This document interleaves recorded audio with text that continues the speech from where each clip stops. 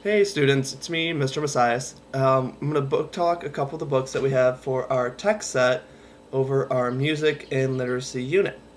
Our first book is called The First Music by Dylan Pritchett. And this book kind of gives us a folktale view on how music has been created in our world. It's more of a African kind of representation of how music was created, with the animals kind of saying their own special calls and how they've taken that and created music out of it. So if you're kind of into folk tales and how music became part of our world, here's a good choice for you. Our second one is The Star Spangled Banner. Most of you know it as our national anthem, which it is, but within this book, it takes our national anthem and all the other verses of our national anthem written by Francis Scott Keys and provides illustrations to it, which kind of helps make sense of all the words that we're singing within our country's national anthem. So if you want a little more explanation on why our nation's anthem is what it is and what it means, I would highly recommend choosing this one. Excellent book. And our third book within our text set is called Let It Shine by Ashley Bryant. This book takes three African spirituals, which are songs that talk about African American slaves during the Revolutionary and Civil War times who want freedom. And they use songs to express their wants and needs for something better. And this book takes the three spirituals that they've chosen and provide extremely colorful pictures to go along with it to make sense with the spirituals. Granted, we might not know what they all mean because these are a little bit older songs, but with the images in here kind of help us explain what African Americans at that time were wanting for freedom. And this book does so in a very fun, illustrated fashion.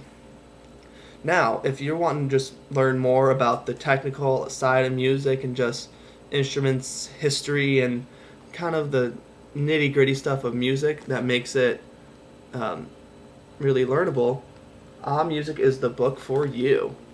So, like I said, it talks about more of the technical ideas of music. What is music? What defines it? Music history, all different components of music and instruments that we use, choirs, bands, orchestras, types of music. So if you really just want to learn more just about how music works technically, Music would be the one to read. And our next one is called Shake, Rattle, and Turn That Noise Down. The author, Marga Stamanti, gives his autobiographical life experiences with music and growing up in the 50s and 60s with Elvis Presley, a radio in his room, and just kind of how he grew up with music and how it shaped his life and made him become the person he wants today, and his own experiences with music. And the real kicker is it's written as a graphic novel. So if you want something with a little more pictures that tell the story a little more rather than reading as much, I would highly recommend this one. I enjoy it a lot, and I feel like if you're really into like graphic novels and want to learn something just about music in the 50s and 60s, this will be the book for you. And keep going along with our text set. We all know the song from when we were really, really little. The wheels on the bus go round and round. But this book talks about the seals on the bus and everything all the seals and all the other animals do on the bus that make it go round and round. And this pretty much follows this one boy, his mom and his dad, going through a bus ride with the seals on the bus, the sheep on the bus, the tigers on the bus, and all the other animals on the bus that kind of go on, make the noises, and make it, well, something worth reading and probably getting your teeth into. So I'd recommend this one if you want that old feeling of kid songs. And our next one is Freddie the Frog and the Bass Clef Monster, written by Sharon Birch. And this is another one in her Freddie the Frog series, which just talks about Freddie the Frog, who's hibernating, waiting for winter to be over, and wants spring to come out so he can come out and play, but he realizes he's not at home. He's in this new, far-off place called Bass Clef Land. And we're following Freddie all throughout Bass Clef Land and just his adventures in this new setting and trying to get home.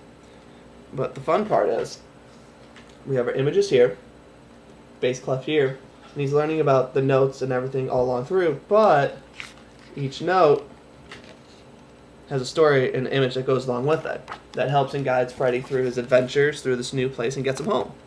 So if you want a little more just things to do with your book and want to have a little fun with it and learn something along the way, I'd recommend this one. And also has some pretty cool images too. And only two more, I promise I'll be done after this, is called I See the Rhythm. This book also follows music and kind of how it's progressed through history, but more through the eyes of African American and black music.